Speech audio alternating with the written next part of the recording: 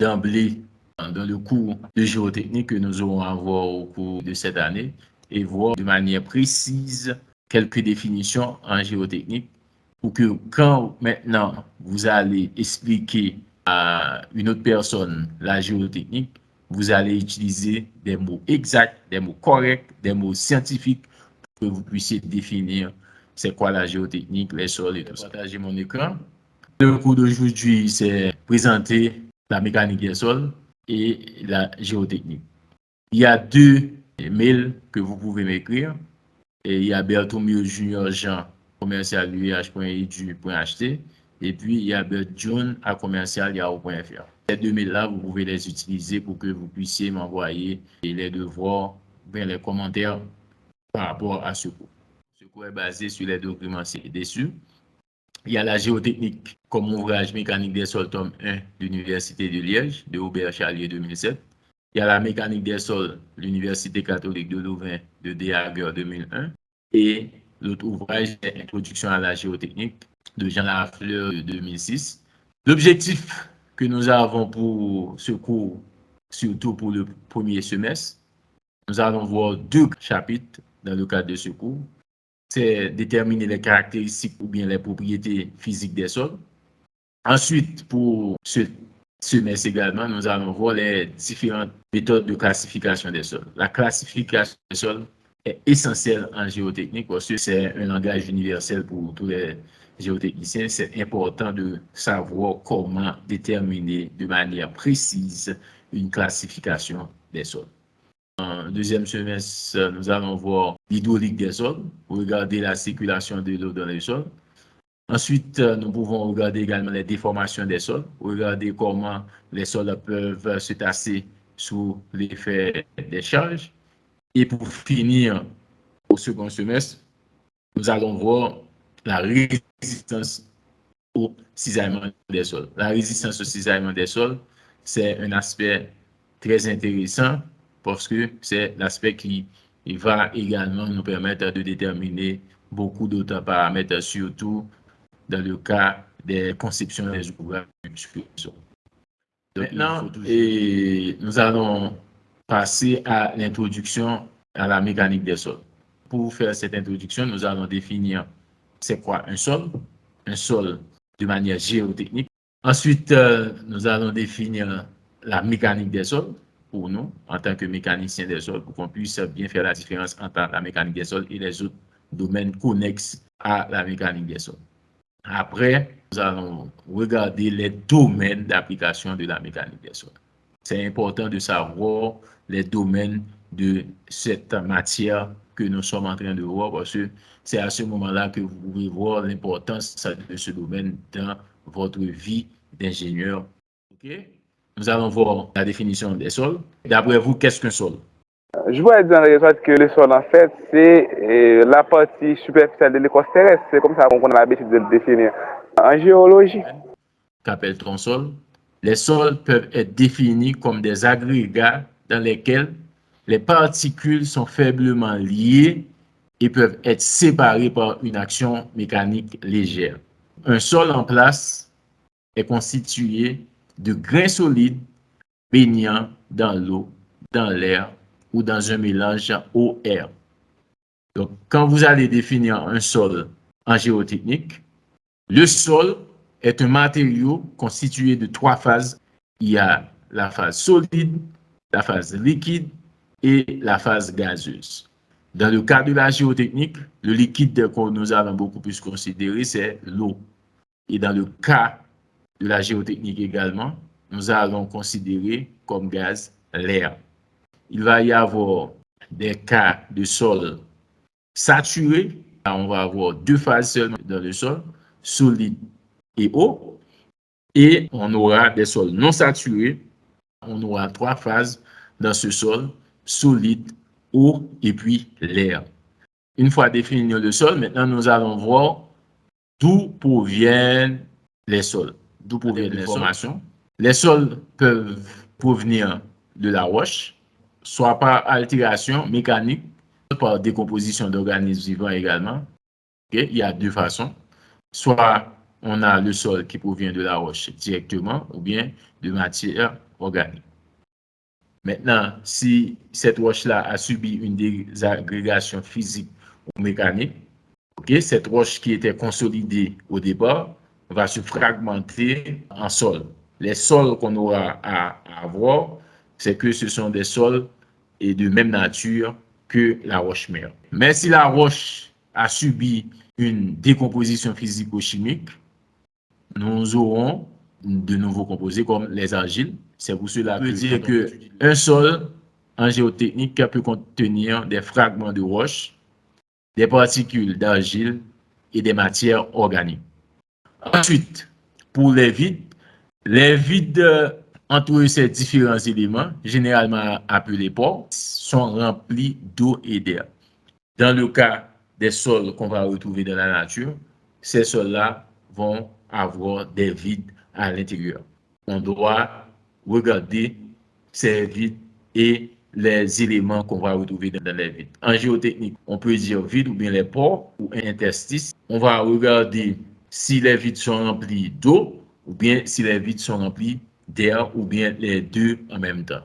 Donc, si les vides sont remplis d'eau, on peut dire que le sol est saturé. Si les vides sont remplis d'eau et d'air, on peut dire que le sol est partiellement saturé. Et si les vides sont remplis uniquement de l'air, on peut dire que le sol est sec.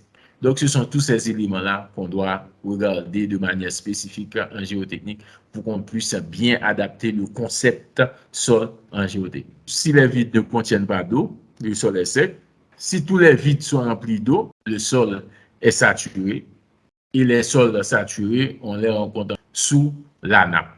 C'est-à-dire qu'on a une nappe phréatique. À ce moment-là, tout le sol qui est sous la nappe est saturé. Maintenant, si les vides sont remplis d'eau et d'air, le sol est non saturé ou bien partiellement saturé. Et les sols partiellement saturés, c'est une étude qui dépasse le cadre de secours parce qu'on doit faire intervenir le phénomène de scission dans le sol pour qu'on puisse aborder le concept de sol en 3 phases et en 3 dimensions également. Et ça fait partie beaucoup plus des domaines de recherche de nos jours. Dans les laboratoires de géotechnique, on utilise 2 cas seulement, le sol sec et le sol saturé. Parce qu'on regarde les 2 extrémités des sols et place de sol partiellement saturé. On laisse ça dans les domaines de recherche. Nous-mêmes, en géotechnique, au laboratoire, on regarde les 2 cas extrêmes.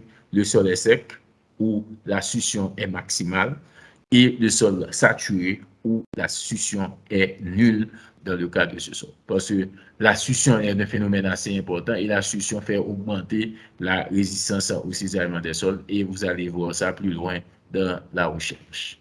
Maintenant, nous allons définir qu'est-ce que la mécanique des sols. D'après vous, qu'est-ce que la mécanique des sols? Quand on parle de mécanique du sol, il faut voir des aspects. Il faut regarder par exemple la déformation du sol et puis il faut regarder également comment les contraintes se répartissent également dans le sol. En gros, en fait, pour être plus bref, je pense que la mécanique des sols consiste à voir les propriétés mécaniques qui sont en question. Lorsque je parle de propriétés mécaniques, il y a la dureté, il y a la malléabilité, la résistance du sol, il y a... en gros, donc on cherche à étudier toutes les propriétés mécaniques qui concernent le sol en question. Qu'appelle-t-on la mécanique des sols?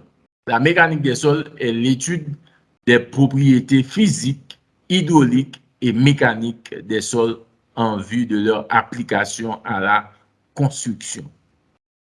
La mécanique des sols est donc une science appliquée, on l'appelle aussi géotechnique parce que la géotechnique englobe la mécanique des sols, bien que la géotechnique est une science beaucoup plus vaste que la mécanique des sols, qui englobe 4 disciplines dans la géotechnique. Dans la géotechnique, on va avoir la mécanique des sols, la mécanique des roches, la géologie de l'ingénieur et l'étude des matériaux locaux. Donc, c'est pour cela que le cours qu'on donne, c'est la géotechnique parce qu'on va regarder tous ces aspects dans le cadre de ce cours. On ne va pas se limiter uniquement à la mécanique des sols, mais on va aller beaucoup plus loin que la mécanique des sols. La géotechnique est donc l'ensemble des activités liées aux applications de la mécanique des sols, de la mécanique des roches de la géologie de l'ingénieur. Le travail de mécanicien des sols ou d'un géotechnicien va se jouer sur les trois volets suivants, à savoir la déformation des sols, déterminer les déformations des sols, la résistance au cisaillement des sols, les problèmes reliés à l'eau, parce que l'eau, il faut avoir un contrôle sérieux sur la circulation de l'eau, parce que les problèmes qu'on va rencontrer en géotechnique ou en mécanique des sols, ces problèmes vont venir du fait que l'eau va arriver dans le sol. La mécanique des sols, c'est une science assez jeune. C'est pour cela que dans la mécanique des sols, on va voir beaucoup de notions qu'on va retrouver dans d'autres disciplines connexes. La mécanique des sols est une science jeune. Les premiers fondements de la mécanique des sols peuvent être attribués à Coulomb, 1773. Ensuite, il y a Terzaghi. Vous allez voir la théorie de Terzaghi qu'on utilise beaucoup en géotechnique. Maintenant, les domaines d'application de la mécanique des sols. On va avoir beaucoup de domaines, c'est varié. On peut avoir les fondations d'ouvrages. Il y a les ouvrages mixtes, il y a les ouvrages en sol, les milieux naturels, il y a la stabilité des pentes naturelles et des talus, il y a les tunnels et travaux souterrains, etc. Maintenant, dans les domaines d'application des sols, les sols qui vont supporter des ouvrages. C'est-à-dire que si on a une construction, on doit déterminer la nature de ce sol, les caractéristiques de ce sol pour qu'on puisse mettre cette construction sur le sol. Et c'est en ce sens qu'on doit étudier le sol et déterminer quel type de fondation qu'on va mettre, quel type de semelle qu'on doit mettre sous le bâtiment. C'est à savoir les fondations superficielles. Le sol qui va supporter les ouvrages. Et il y a trois types de fondations. Il y a les fondations superficielles, fondations semi-profondes et fondations profondes. Si le sol n'est pas résistant en surface, les sols sont supportés par des ouvrages. Les sols qui sont des ouvrages. D'autres domaines d'application, il y a les mouvements de terrain. Ces études de mouvements de terrain vont nous permettre de déterminer les chutes de pierre, de blocs, les éboulements, les glissements de terrain, soit permanents ou spontanés. On peut regarder également les laves torrentielles et les coulées de boue. Et l'autre aspect, on peut regarder les problèmes d'affaissement et effondrement. Pour atteindre ces objectifs, on doit connaître bien en géotechnique la terminologie de base adoptée, c'est ce qu'on est en train de faire, les définitions correctes de ces différents domaines, les essais d'identification des sols. C'est pour cela que dans ce cours, nous allons regarder à chaque chapitre quelques essais d'identification qui sont adoptés à la théorie qu'on est en train de voir et à la fin déboucher sur la classification des sols. Pour pouvoir déterminer cette classification des sols, on doit réaliser beaucoup d'essais d'identification au laboratoire et ces essais d'identification vont nous amener à déterminer les paramètres de classification des sols. Et le sol est un élément constitutif composé de squelettes solides. Le squelette solide, c'est pour pouvoir déterminer ce squelette solide au laboratoire. On doit regarder la taille des grains. La taille des grains, c'est la dimension des grains de ces sols-là. On va regarder l'eau qui va intervenir dans ce sol. Cette eau peut être libre, capillaire, absorbée. On doit regarder l'aspect gaz, c'est l'air ou la vapeur d'eau. Et à travers ce schéma, voici le grain de sol à considérer. L'eau à travers les ménisques d'eau. Et ensuite, dans les pores, on va retrouver l'air ou bien la vapeur d'eau. Nous avons dit également dans le sol, vous avez trois phases. Il y a la phase solide, la phase liquide et la phase gazeuse. C'est ce que nous avons vu dans le cas de ce cours. Et dans la phase solide, c'est la roche qui va nous donner les grains de sol.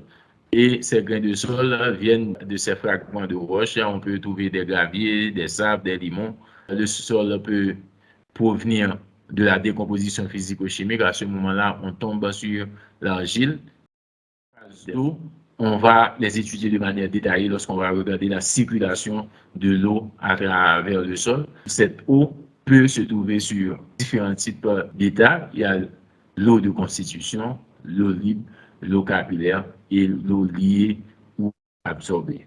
Et enfin, la phase gazeuse, et cette phase va constituer uniquement de l'air. Dans les sols non saturés ou partiellement saturés, la phase gazeuse est présente dans tout ou partie des pores sous forme de mélange d'air, de vapeur d'eau, de gaz carbonique, etc. Donc, ce sera tout pour aujourd'hui. Est-ce qu'il y a des questions concernant la présence? Tout le monde est là? Oui.